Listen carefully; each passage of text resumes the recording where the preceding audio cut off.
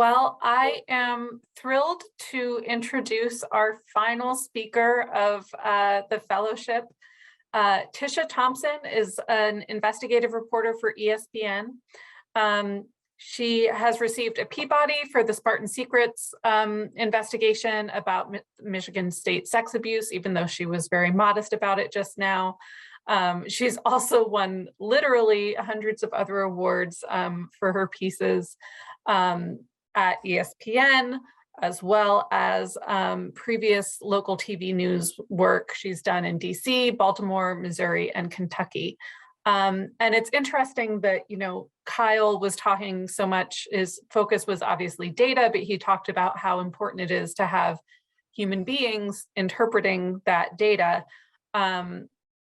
Tish is going to remind us about who we're writing about, who's behind those numbers, who our audiences are. And so she is getting at the other side of that human aspect. So Tish, take it away. Well, thank you. I think before I go on this preach that I'm about to do, I should give you guys a little bit of a background of where I come from. ESPN has been very kind and lets me essentially work in any platform I want to work in. And after almost 20 years of being a television reporter and being essentially a correspondent for network television, they have also allowed me to be the equivalent of what you would call a senior writer at magazines, or, a pretty lucky reporter at a newspaper. And so I work in all platforms. I do podcasting. I worked in public radio at the beginning part of my career.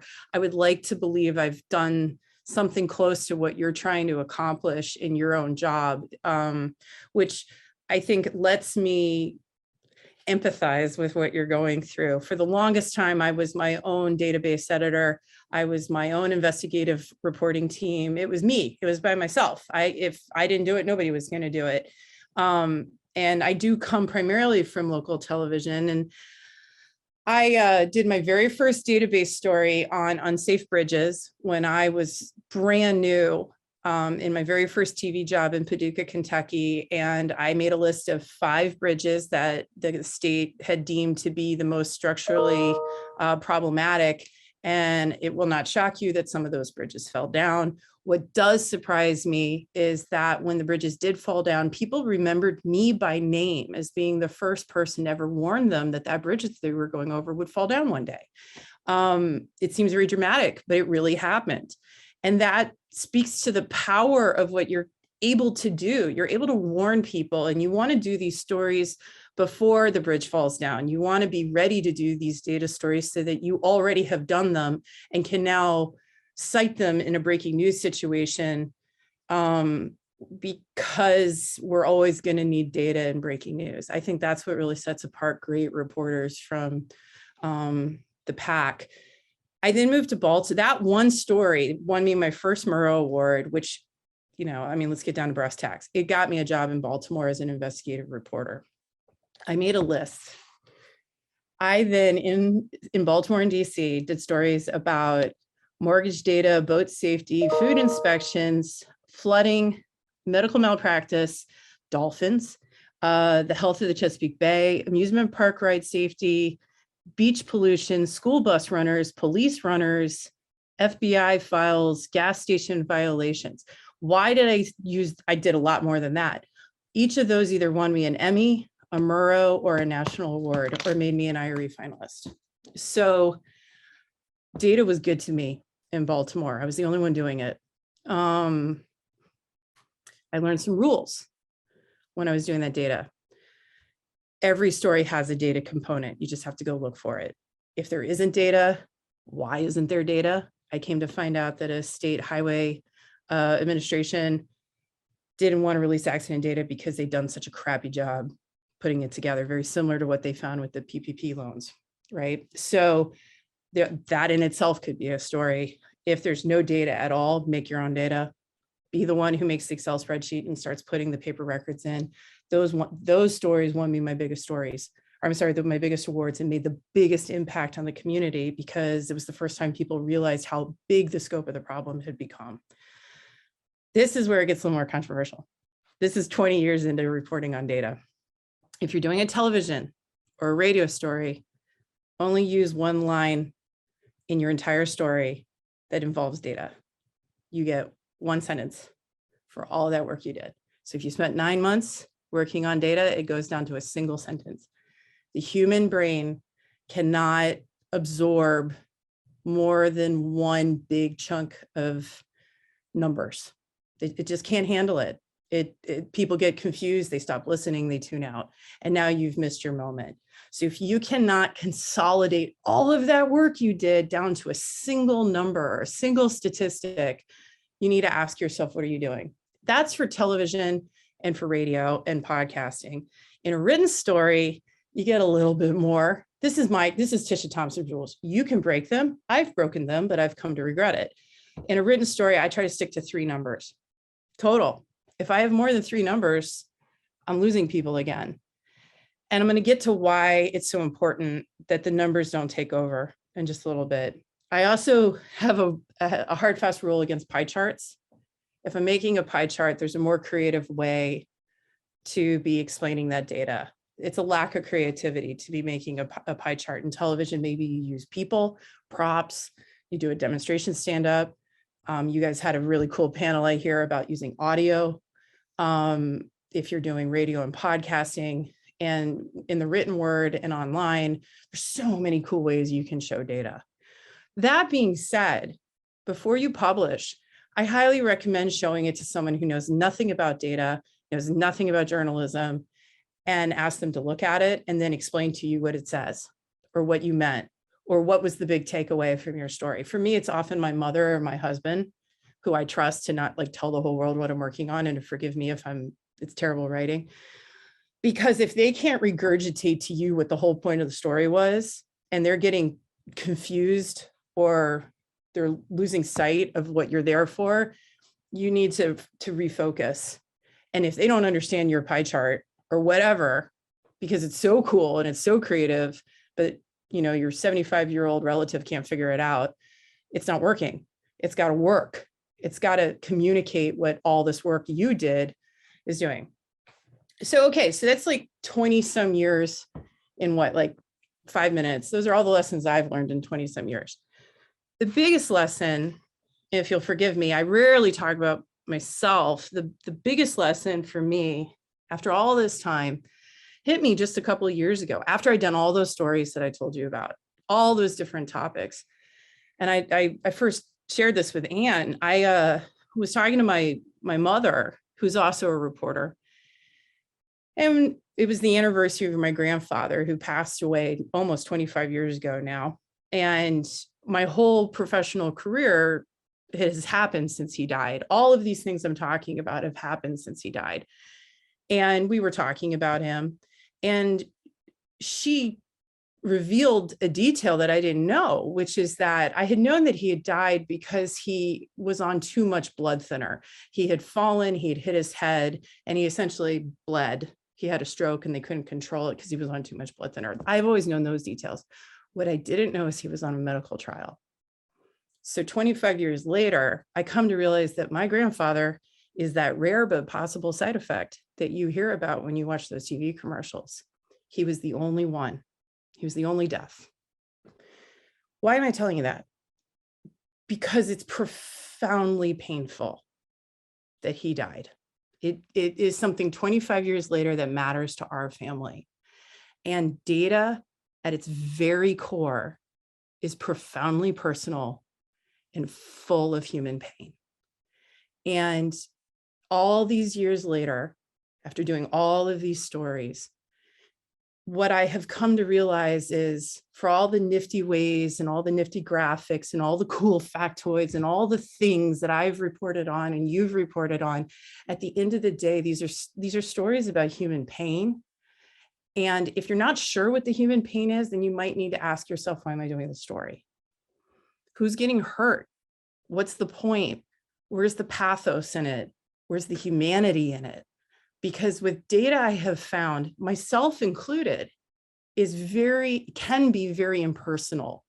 There's lots of numbers. And if you're quoting the numbers right at the top, why are you doing that? And why should people care? Because people don't really care about other people. They care about themselves, and they care about their families, and they care about the things that push them through their day and motivate them through their day. You know, listen to what your friends and your foes, your neighbors, your PTA, your parents, your siblings, listen to what they're talking about, and listen for the data at the bar. Listen for the data at the dinner table. Listen for the stories that really move people and that they really care about. What are they complaining about? What are they frustrated about? What are they scared about? What are they worried about? Those, for me, have become the stories that have been incredibly impactful and important. And if you go back through those lists of the stories that I won some awards for, it's the ones that really, I look back and realize I had people in my data. The mortgage story was about people losing homes. I didn't say 65,000 gazillion people lost their homes because of subprime loans, even though I had taken subprime loan data and I had mapped it out, and I would come to realize I was mapping out where the foreclosure crisis in Baltimore was going to be, right? Like I had done all that. That's so cool. Like, oh my God, I predicted the foreclosure crisis in Maryland. Okay, who cares? Yay, Tisha, good points for you, right? You're the only person who cares about that. Why that story was important was because I did story after story after story of individuals who were losing their homes and telling those personal stories and using them to make you, the viewer, start to care about this crisis that was hitting us. The amusement park rides, someone died. And we used the data to explain, yeah, that kid died, but guess what? Could happen to your kid. And here's the reasons why. This is why the government didn't follow through.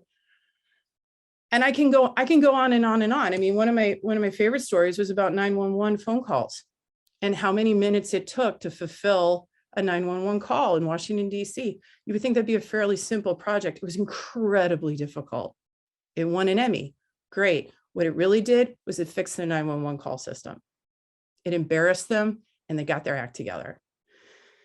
The thing that I hope at the end of the day is that when I look back at my career, the things that will be the things that I care the most about, particularly when it comes to data, are the stories where I don't know how many people died because they didn't die. I don't know how many people didn't get hurt because it got fixed. For me, that's what's driving me.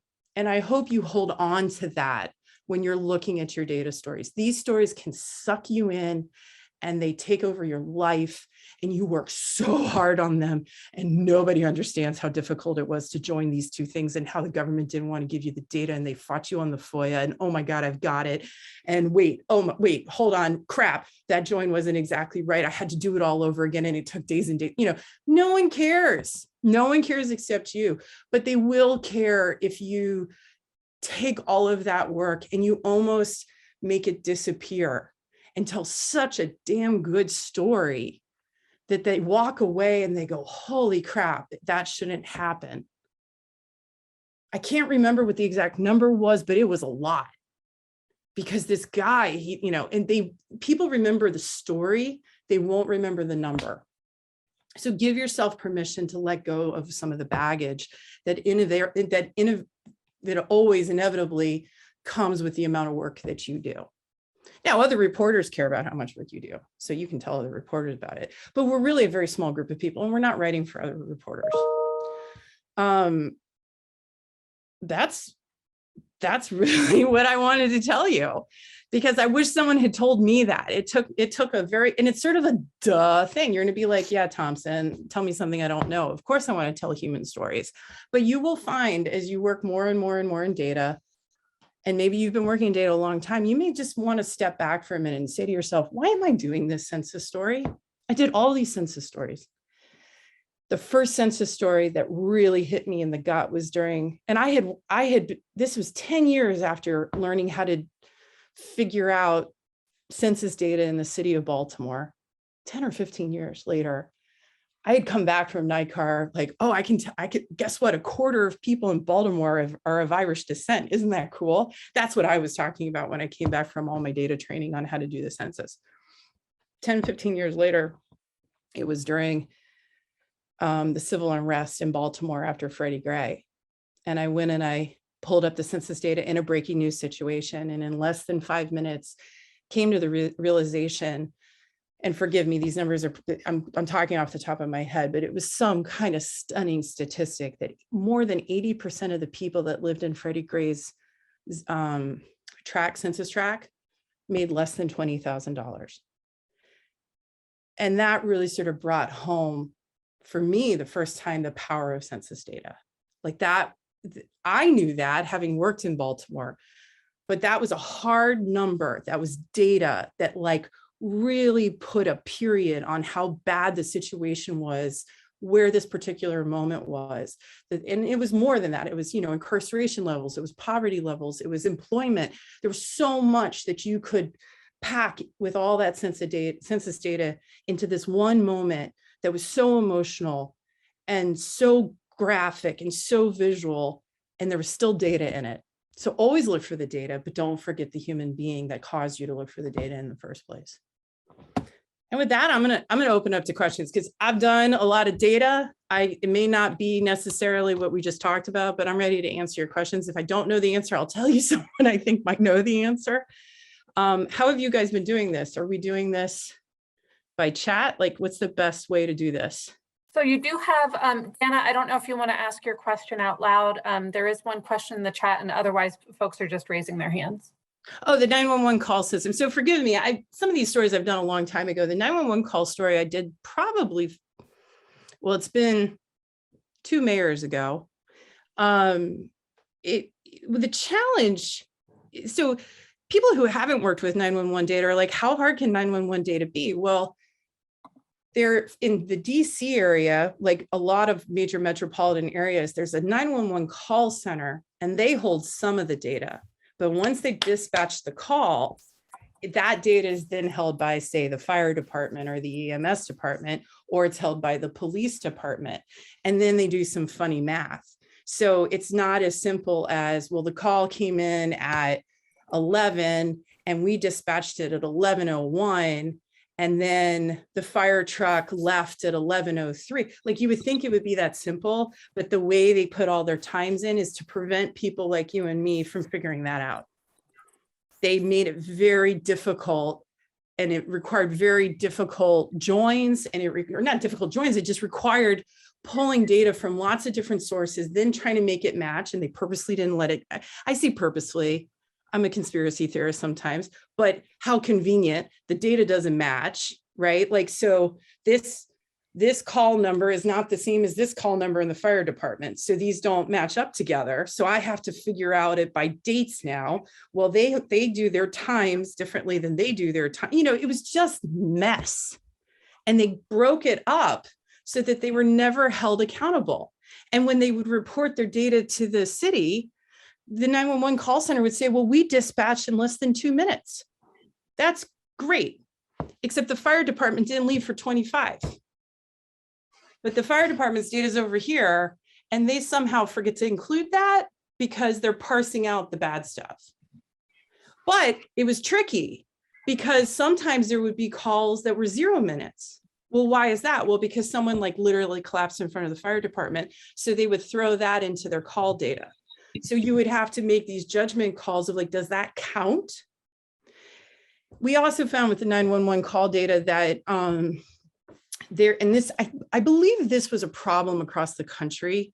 So it's worth looking into if it hasn't been fixed in your area, that in this day and age, you would think that a 911 call center would put in like an address and it would just Google it. But in reality, the best example was, and forgive me if you're not familiar with the DC area, but we have the National Mall, like there's the Capitol, and then it stretches on down to the Lincoln Memorial. Well, about halfway between, there's a carousel at the Smithsonian. A kid got dragged under the carousel, and someone called in, oh my God, oh my God, oh my God, there's a kid, he's being dragged in under the carousel. And the dispatcher says, I need an address, please. And they're like, it's the carousel at the Smithsonian. Well, they didn't have a way to Google carousel. Now, could they have gone to their phone and Googled carousel at the Smithsonian? I don't know. I don't know. But they couldn't do it that way. Instead, the dispatcher's like, ma'am, I need a cross street. So this parent had to run. And if you've been on the mall at the Smithsonian, had to run to the next cross street, which was about a quarter mile and meanwhile, the kids like being dragged. So this is minutes and minutes and minutes and minutes before this call got dispatched because they didn't have a way to just put carousel at the Smithsonian into their system. So that I would like to believe has been remedied in the last 5 years, but I would take a look in your area and see if you have to use a cross street. I just have a follow-up. So when you got that data, like of the call times, with the 911 call center, what did you end up doing, having these different sets of numbers? How did you incorporate that? We ended up making it all match. And then we ended up calculating the actual full amount of time it would take for a call to go in to the system. And I'm just, recognizing there's parts, right? But I make a phone, I'm the viewer or I'm the reader. I'm the person who's calling 911. I don't care where my call goes. I just want help. So taking that perspective, once again, the human pathos of it, right? Like my husband is dying. And I remember we interviewed someone whose husband died and they call 911. It took an hour and a half for the ambulance to arrive at this guy's house. If the ambulance had gotten there in their quote unquote 10-minute window that they always claim, he would be alive. But it never got there because what we came to find was the system was clunky.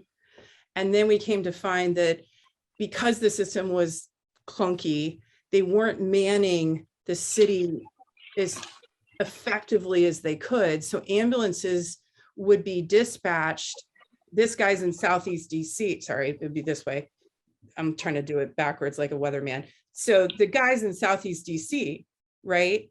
But they would dispatch an ambulance from way over here. And this takes an hour to get to in the DC area during rush hour traffic. But there was an ambulance right here. It was just, again, it's easy for us though, to be like, why is that so hard? Well, it's hard. There's lots of reasons it's hard. We don't work in that business. So it's also important then to go talk to the union. And we got lots of good stuff from the union about manning and understaffing and shortages and why this ambulance, we got tons of stuff from the union that sort of like opened up the mystery of why this was so complicated. It then created a lot of embarrassment, a lot of conversation, and thus reform. But it all focused, our original story focused on people who died. Remember the pathos. So at the end of the day, I can give you all these numbers, but what do I remember 5 years later? I remember the face of the woman I interviewed talking about how she was doing CPR on her husband while she waited an hour and a half for this ambulance to arrive. And it might've been an hour and 15 minutes.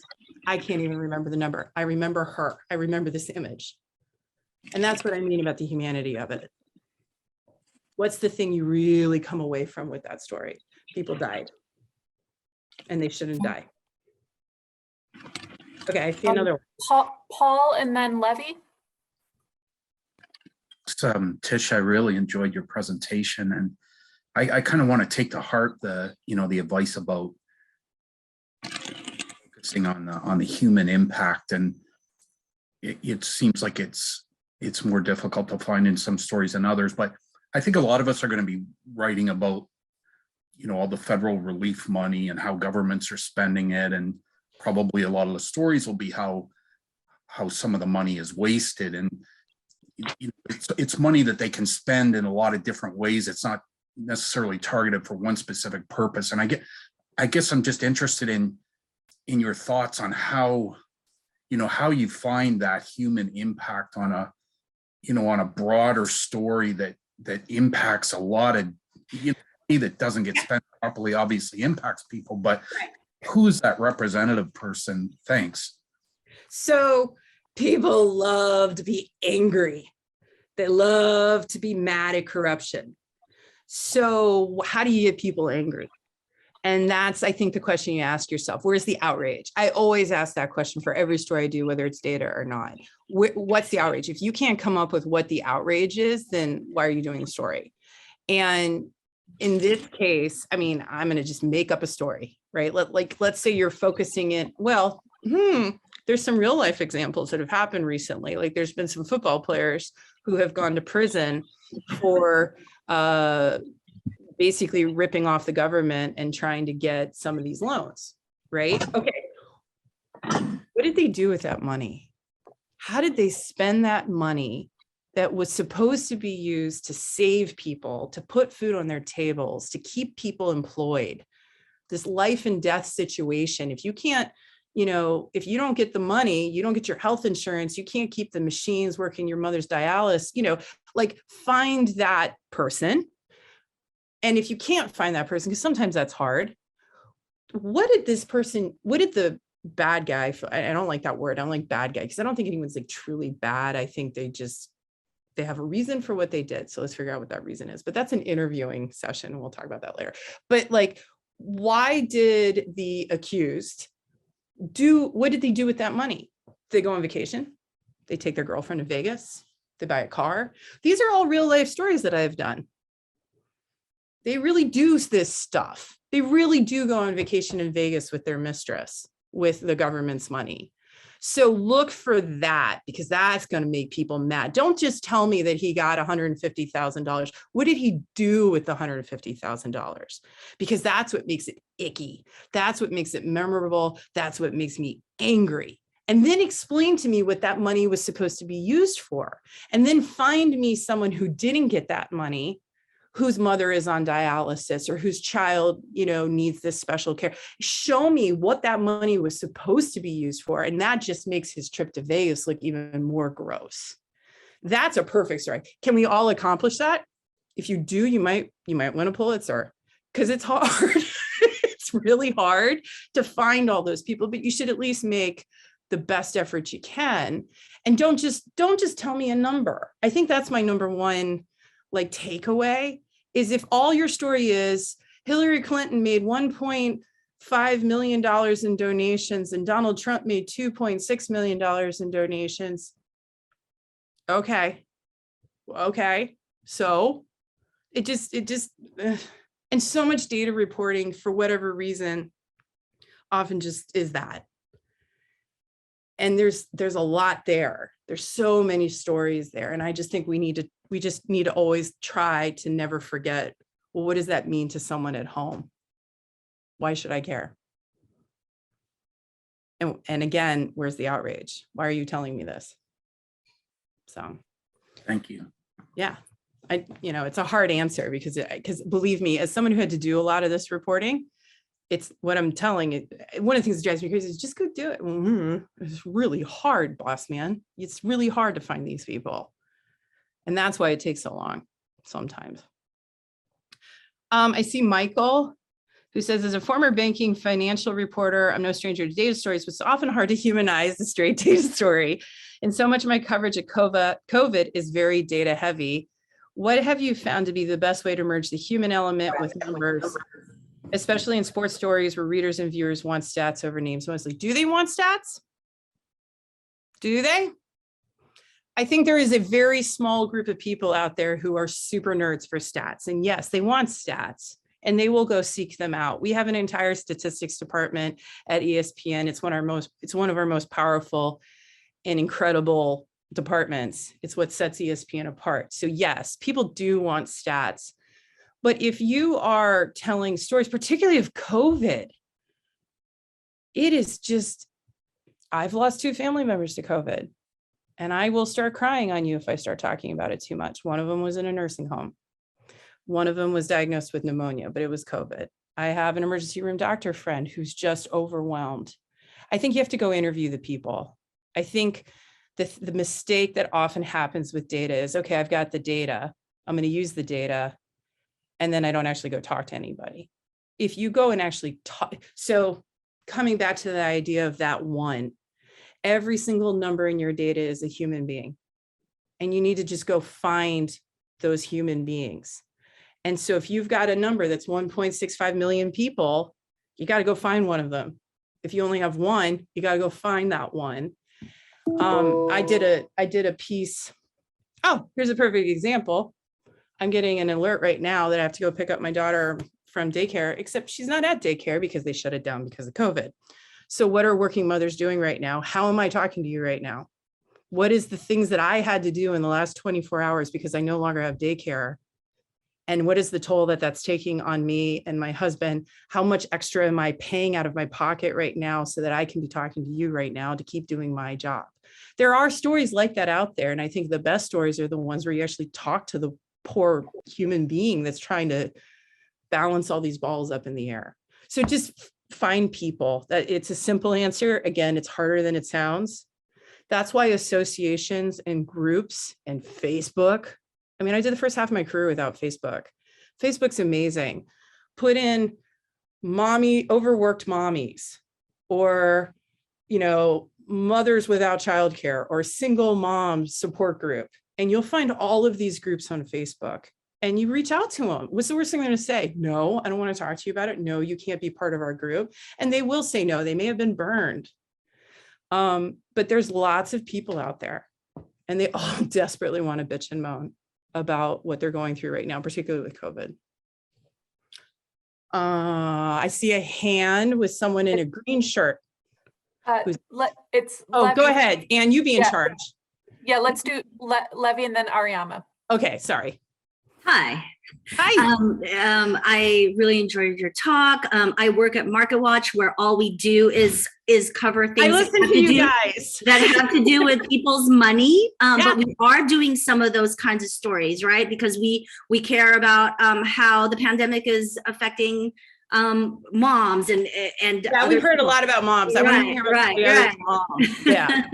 But you've worked at so many places, and now you're at ESPN. I wanted to ask you, because you have such an eye for this, for stories that matter to people. If you weren't at ESPN right now, what would I be doing? What would you be doing? What would be like your dream story? My dream story, or the most important story? Because I heard you ask the previous speaker the same thing. Okay. So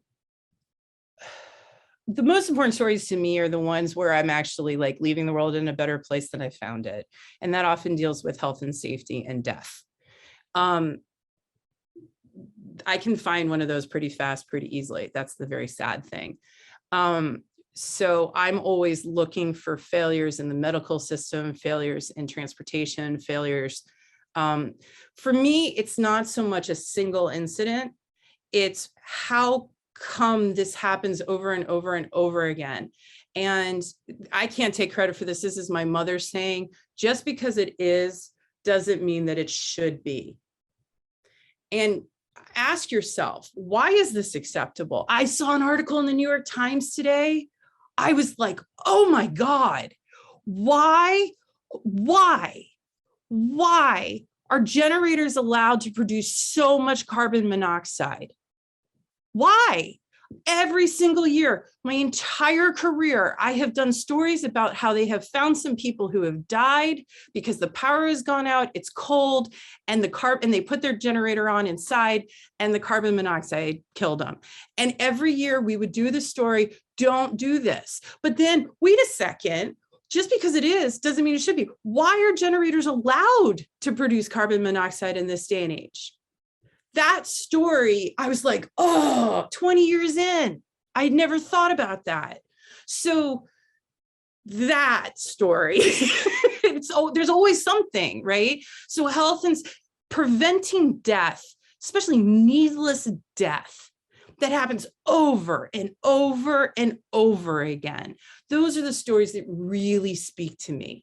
Because it could be me, it could be my mother, it could be my child, it could be my best friend, it could be any of us. It doesn't matter what our race is, it doesn't matter what our gender is. There are certain things out there that kill us all. And look at COVID. Everyone, we have to take it seriously because it impacts everybody. So I'm always looking for those stories. I'm also looking for the stories of forgotten communities. And that is a conversation that I am very glad is finally happening, but just because we're talking about it now doesn't mean we're going to still be talking about it a couple of years from now. I urge you to always look for what the data forgot. Did the data forget pregnant women? Did the data forget African Americans? Did the data forget elderly? I mean, who is the data forgotten? Interview the data. Who are they not taking care of in their medical trials? COVID has exposed a lot of that finally to the public. The story I would do though, is because I was originally a state house government reporter in 2000 during Bush v. Gore, when a guy named Karl Rove was, and this has nothing to do with my politics, he was brilliant because he put gay marriage on the ballot. Why did he put gay marriage on the ballot? They realized that gay marriage would bring out the conservative base in an off year to the ballot and vote Republican. Why did they care? Because they needed to get Republicans into the state houses. Why did they need to get Republicans into the state houses? Because they were about to redistrict in gerrymandering. I think redistricting is the most important thing happening in American politics, but very few people want to take the time and effort to really examine it because it's in the state houses. It's not sexy. It's kind of ugly. If I could do a documentary about one thing, it would be to go back and hang out with the Missouri Senate as they redistrict this year, because I did it in 2000 when they redistricted Dick Gephardt right out of the leadership. He didn't have a job. I watched them divvy up St. Louis so that they could take away power from Black communities. I mean, it was stunning. And I was very young at the time and I didn't do a good job reporting it. I didn't really understand the nuance. I didn't understand the severity of what was happening. I didn't understand that this one ballot initiative was going to be responsible for what we are literally talking about today. When we talk about red states and blue states, we are talking about Karl Rove 20 years ago. And I think redistricting is fascinating. I think it is everything we do in politics, every single political story we talk about comes back down to how we were redistricted in 2000. During one of the most crazy elections, I mean, I was like a journalism student. I had no idea how big a deal that election was. I covered a dead man who lost. I mean, I covered a senator, John Ashcroft, who lost to a dead man, Mel Carnahan, the governor, who went down in a plane crash. I mean, it was a bonkers year. So yeah, if you haven't really looked into, and don't get caught up on the gerrymandering, look at redistricting and the impact of it. And there's so many grassroots groups out there, data scientists who are just nerds for this stuff, who are figuring out maps, and they can show how one or two people or one or two streets can change the entire political landscape of Texas. Go find that house. Go find the house that they're fighting over. You know, if he's over here, if he's over, I mean, there's so many people stories in gerrymandering. I haven't seen anyone do that. I haven't seen anyone find the house or find the street. How would that street vote that they're all arguing over right now? That's an idea off the top of my head. All right, who's next? Anne, who am I talking to next? Ariana. Ariana, where are you, girlfriend? Hi, Ariana. Hi, it's Ariana with the M, actually. Oh, I'm sorry. Ooh, that's beautiful. I apologize, I didn't get it right. Says No, it's funny you say Tisha, that because, Tisha, Latisha, like, yeah, everyone gets my name mixed up, so. I know, it's a terrible life. It's funny you say that because I actually literally just did a story on redistricting in New York because we lost a congressional seat. So that's That's a big deal. That's not my question though. My question, I'm actually curious, like how long does, I don't know, one of these investigative projects actually take for you on average? And I wonder, like, is there any project that you really wanted to pursue, but you just had to give up on because you didn't either find the resource or didn't have enough time? Oh, well, that list goes on and on and on. But I will say I've never given up entirely. The stories that get me are the ones that get so difficult for a single individual. I am not an expert level data person. I'm very good at an Excel spreadsheet. I'm your girl for an Excel spreadsheet. I could do SQL, I can join, but I have to like go re-educate myself. I do like one SQL story a year where I have to like go re-educate myself. I always go, you'll see me at NICAR and IRE remembering how to do SQL every year, because like a foreign language, if you don't use it, you lose it. And I don't use it enough. At ESPN, I'm now lucky where I have another brain, but I will tell you, if you don't have another brain in your reporting world, to bounce your data off of, go to your accounting department. They are your best SQL Excel people. They know how to do every formula you can imagine. They can help you fact check. They can do regression analysis. Your accounting department is actually probably the best place to go. Yeah, I know. Like it took me forever to like figure that out. So the stories that I don't do or I haven't done, I eventually do. I just have to like go find the people to help me. When I was by myself, sometimes it was too hard. Or because the FOIA would never come. And when that would happen, sometimes you have to get creative about, like in Virginia, you are never allowed to get the police report even after the case is adjudicated. How convenient for the government and the police. But you know what? You can go to the courthouse. It's not as easy. It's really hard. And I did a whole series on diplomatic, I've left that off my list. I did a whole series on diplomatic drivers in my area. People from other countries get diplomatic status. They crash into your car, they speed, they kill people, they get DUIs. And because of diplomatic immunity, they never face consequences. And it was sort of this thing that we all know in the DC area, but no one had ever really like looked at it. Well, to get those records, I had to file a FOIA with this US State Department of State. It took 5 years. I had to appeal and appeal and appeal. Well, it took 5 years for a reason. They didn't want me to have it. It was good stuff. But I didn't wait 5 years to tell you that story. I got enough information to then go to the courthouses. And I spent weeks upon weeks going to the courthouse and looking for XX instead of MD or VA or NY for the tag. I looked for XX because that was code for diplomatic tags. And I started pulling those records. So sometimes you have to do an end round. If the school system won't give you something, go to the health department. Health department will turn it over. Health department wants you to know if things are bad. If the state won't give it to you, go to the local. If local won't give it to you, go to the state. Like there's always more than one house for data. So those stories are the ones I don't do, but I eventually do. You asked me a question before that. What was the first question that you asked me? I'm embarrassed. On average, how long does it take, like the timeline for a story? It can take 5 minutes in the Freddie Gray situation, but that was because I knew the data. At least I didn't know the data, but I at least knew how to find census data in that moment. And census has gotten a lot easier to search. Or I've worked on projects for over a year. I don't work on one project. I work on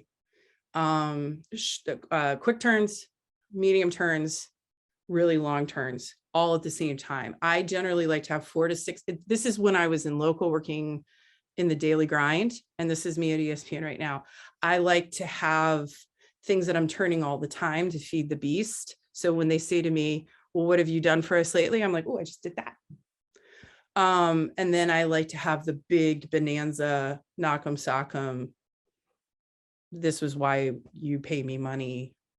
Data stories. Data stories take longer, but you can't, at least in my bit, I have gone through now several layoffs. I've gone through several recessions. Every place I've worked at has had a layoff, including ESPN, as you've probably read. Our business is very competitive. There's people that are always going to be paid less than you, who are willing to work harder than you. It's just the reality of the game. And so I always like to, whether I'm asked or not, turn content so that I have quantity, but I don't ever lose sight of quality. And my quality is often my data work. And I know there's a conversation, as there should be in this day and age, about getting compensated for the work that you're doing. But I spent a large chunk of my career staying late at night when nobody was watching, no one was caring, working on the data story, because there was no way in hell I was going to figure out how to do it during the daily grind. I just didn't have time. So I would come back from the live shot and I would sit there and I'd work on data for a couple hours. And I didn't get paid for it. And I am amazed and awestruck and inspired that people aren't putting up with that anymore. But that's how I did it. And I can't be sad about it, because it got me what I wanted, which was my next job, and it got me a good story, and it helped people. So, you know, my experience was my experience. I hope we as an industry will reward people for trying to put that extra effort out there. But I didn't brag that I was sitting here working so hard on my data story, I guess is my point. I just did it. And I worked for a lot of bosses who didn't get it. They just thought I went to my magical computer and like came up with stories. They didn't realize I was doing data analysis. I didn't explain it to them. They didn't care. They just wanted a good story. They wanted ratings. So you have to figure out who your boss is too. You know, like you have to manage up. If your boss is all in the data, tell them all the drama. Just tell them how hard it was. If your boss could care less about data, be like, I've got a damn good story for you. X number of people have been ripped off or didn't get or have been hurt. Just tell them the headline. You know, you have to figure your boss out. All right, who am I going to? Do you have time for a couple more? Oh yeah, I'm on your clock. I'm here to be. I always wanted to talk to someone like me. Like, wait, how do you do this? This is so hard. Nobody says this is hard. It is easy. Finding the people so hard. No one ever told me that. Everyone's like, it's go do this story. I want a Pulitzer. I just, this is how I did it. You're like, I don't know how to do that. So awesome. All right, Jacob next. Hey, Tisha, thanks a lot, and thanks for staying. Yeah, of course. I'm just curious, because sort of in the, it's a great lesson to sort of, keep the focus on the human side of things. In this sort of story development phase, do you find that usually you sort of start with an anecdote or start with a personal story and then get the data from there, or do you have a data set? And it goes both ways. Yeah, it goes both ways. So I'm trying to come up with real life examples instead of fake examples. Police runners. That story won a whole bunch of awards and made some change. Is the first one I looked at. So I had a cop fly past me and it felt like he was going 70 miles an hour and it made me mad. This was when I was in Baltimore. It just made me mad. So there's no data for that. So I sat outside in my car with my photographer with a radar gun. And I spent some very hot summers with no air conditioning, clocking cops. I'm sorry, I spent some months one summer clocking cops and getting how fast that they were going 2 blocks out of the police department, and came to find that they were averaging like 20 to 30 miles an hour over the speed limit with no lights or sirens. When I realized, ooh, this is pretty bad. It was like 80, it was just like nuts how fast these guys were going. Once I made my data, I then went and found the anecdotal stories, and we had known that a cop had hit a car and it killed a woman who was going to work at like 4 o'clock in the morning. We knew about that. But what we ended up showing was we had covered all these police funerals, and it was these, death while on the job police funerals. Well, they killed themselves going way over the speed limit because they can. So we kind of flipped that narrative, and that story made some waves. And that's a story you can do in any market. You just have to spend I would suggest doing it when the weather's nice, so that you're not boiling up in a car, because if they see you with a radar gun aimed at them, they know what you're doing, right? It can go the other direction. I don't know why. There must have been an accident. I think there was an accident on Interstate 95 in Maryland where a trailer was hanging off of a huge bridge, and it was a very dramatic video. And I said to myself, I wonder how often trailers are involved in accidents. So then I went and got the data, and I found the number 1. I find 1 is interesting as the biggest number. I find the smallest number interesting too.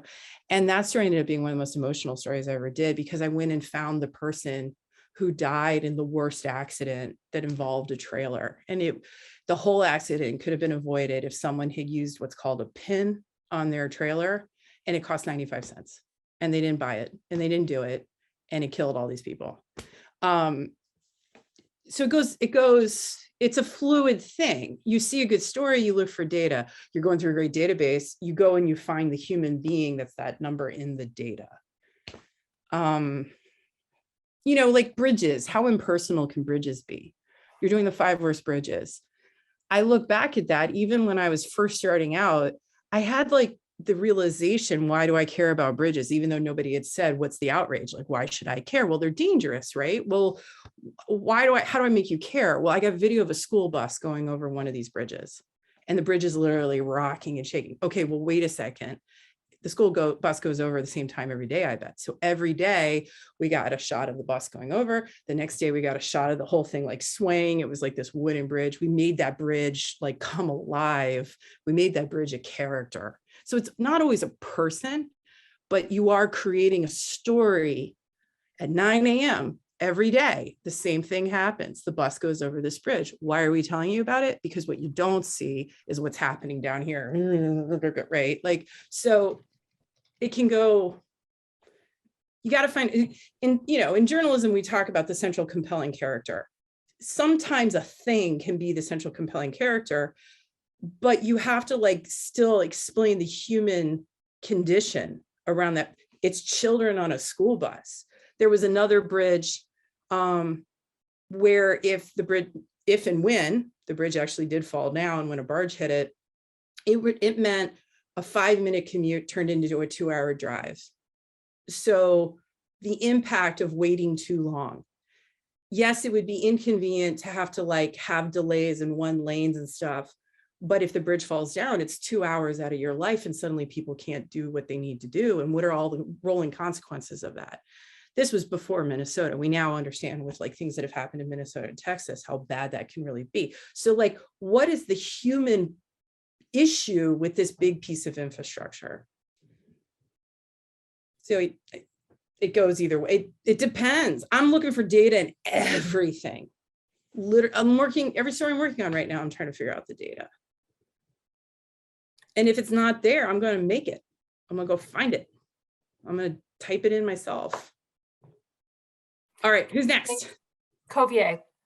Thank you so much, Tisha. I sort of have a little bit of a follow-up to that question by Jacob. And mine was sort of, especially in immigration reporting in particular, there's a tendency to use sort of narrative storytelling to make a point.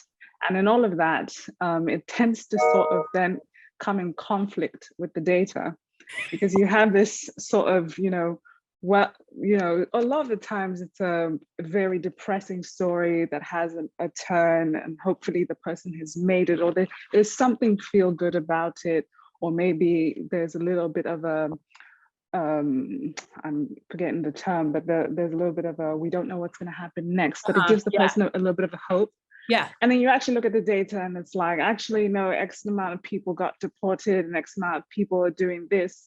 And I often find, when I'm writing and reporting these stories, I'm like, there's a little bit of that conflict. I'm working on a big story right now about that. And I'm like, this isn't obviously the person, I'm able to talk to this person because they are here. They did not get, Got it. Oh, okay. I see what you're saying. So how do you deal with that conflict? You're not going to like my answer. You got to go find the person who got deported. If your story is about deportation, sorry, I'm like not even talking right. If your story is about deportations, you got to get people who got deported. And you might need to team up with journalists in those countries if you yourself can't go do it yourself, or you go into communities where these immigration populations are, where this person used to live, and you talk about the person who's not there anymore. I just did a story about the immigrant community that was essentially forgotten about during the Kentucky tornado that just happened. And it was an important story for me to do. And this is getting a little off of data, but it's important when I talk about looking for what the data doesn't include, or when you're interviewing people, looking for the people who aren't there.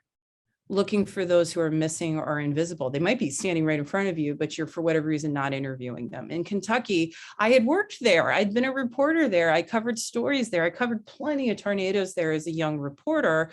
But now coming back with 20 years under my belt, it was very important for me to seek out the people who were not getting aid, who were not getting help, who were not going to FEMA because they were afraid. And that's a much more difficult story to tell. The easy story is to show all the damage. The easy story is to go show how the church is raising all these donations. It's not an easy story. It's pouring rain, it's cold, you know, it's a hard story to tell. You got to get on the ground, you got to go do it.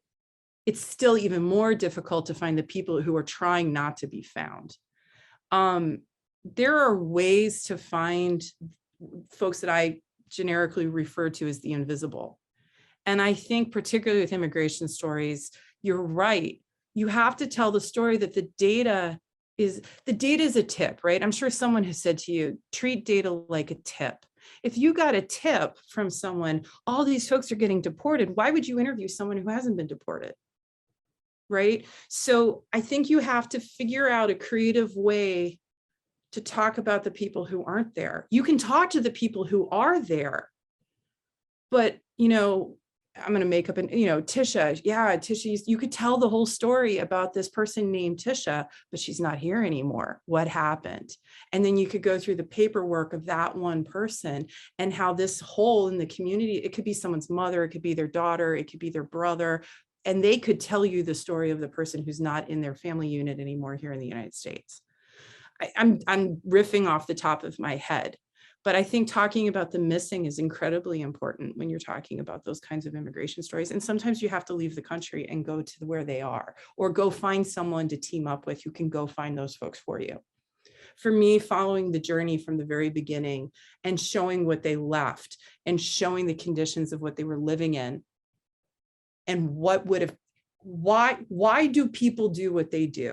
Even bad people, even people who've killed people. Why do people do what they do? You want to get to the core, you want to get to the pathos of that data. Why are so many people coming to the United States under such difficult, awful situations? And so however you can paint a picture that's real, that's honest, that's not hopeful necessarily, because it's not a hopeful situation. You have to tell the story of what the story is. You can't spin it into a narrative.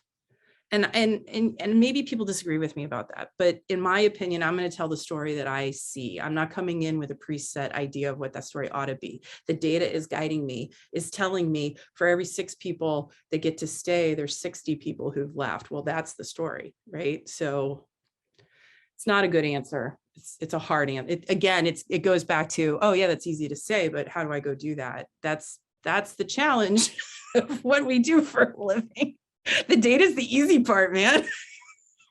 And that when you ask how long does it take to do a story, sometimes that's the hardest part, is then finding the real life example. But that real life example is what sets apart extraordinary journalism from good journalism. David? Answer.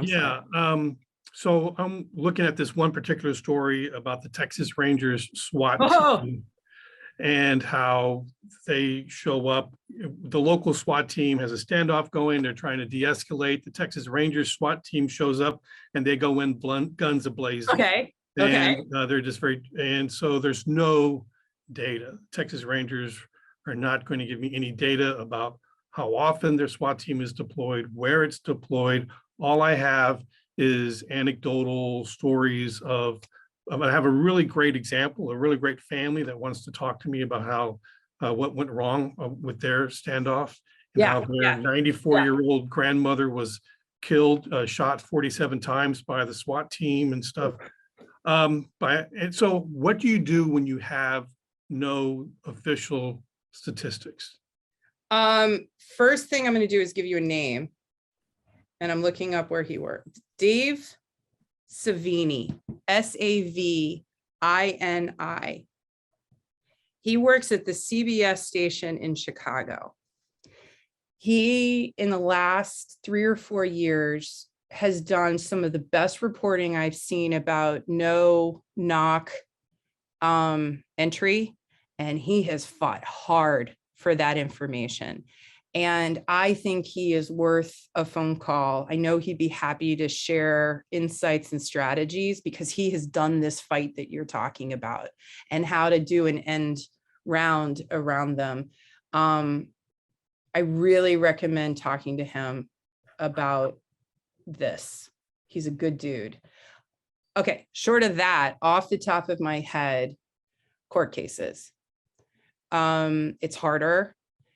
You're going to need to do I would start with a Google or LexisNexis search where you're basically going to build your own data. Another person who has done something like this is at the LA Times, and I'm going to look up their name here in 1 second. If anyone knows faster than me. But I mean, is the story bulletproof if you don't have their data? The Texas Rangers won't talk to you. You can't get their data. You have nothing. They won't respond. No, you're going to get that. You're going to get data. You're going to report that they won't share it. They won't tell us. So here is how we have done the best job we can to get the clearest picture we can, since they won't tell us. And then you ask, why won't they tell us? What are they protecting? You ask all those questions, right? But here's another name, Ben Welsh. He has also done this in the Los Angeles area, where he used lots of different databases. There's the police misconduct database. I would do a Google Lexis search of Texas Rangers, and then I would go look up those court cases. I would go look at how often the Texas Rangers have been sued by mistaken subjects or people that were involved in a situation where someone was hurt or injured or had their property damaged. Qualified immunity. They might have it, but that doesn't keep people from filing lawsuits, right? So people do sue. You've got to find other sources of data. You also need to fight for that data. And those two guys, I've listened to both of them speak. They have done some extraordinary journalism. You should do the single story, because then more people might start to call you. Right. So thank you so much. Yeah. We could go on and on, but there's a lot of those two names are important names because those guys have done what you're trying to do, and they're going to know way better than me. And it's, every jurisdiction is different. One of the things that would always drive me crazy was the folks in Texas would talk about how easy it was to get their records, or in Tennessee, right? But it's not. We all have these challenges, and they make it super hard on purpose. So the harder it is to find, the more the fight is worth it. And it may be a multi-year fight, but it's an important fight. I mean, talk about like one of the most important fights we can have. And I would have a very serious conversation with your boss and your boss's boss about, this might be the right thing for us to file a lawsuit over. This is the kind, and you should, it's not your job, but it's your news organization's lobbying group's job to go to the legislature and to get these kinds of records made public. Under this day and age, under all of the things that we've seen in the last couple of years, your journalism organization does belong to a lobbying group where they can at least try to fight the good fight at the legislature. They should at least try. It's a multi-pronged attack. It's not something that's going to happen overnight. It's potentially months and months and years. I think both Ben and Dave worked on their stories for 3 years. And if I remember correctly, Ben, line by line, built a database as every event he created his own database as stories, what they would report on stories. So it was something that was cumulative from the moment when they started. It's similar to police involved shootings that the Washington Post did. They had to create their own database. And it's now the quintessential database of police involved shootings because nobody was keeping track of that stuff. So sometimes we have to keep track of it. We just have to start. Yeah, I'm sorry. Again, not an easy answer. I wish I had the magic sauce for everybody. No, very, very helpful. Very helpful. Yeah, those two guys are worth calling for anyone working with police investigations. Anne. Tisha, thank you so much. This Did was I get everybody? Yeah. Yeah. Okay. Yeah. Okay. This was just what we needed to wrap up a week full of numbers in our heads. So thank you so much for sharing all of your thoughts and your expertise. My hope for all of you fellows is that you take the passion that we just saw Tisha exhibit and bring it into your stories. I know that you will. But yeah, let's unmute and give Tisha a round of applause. Thank you so much. Hey to you guys, because you're about to have your butts kicked by data.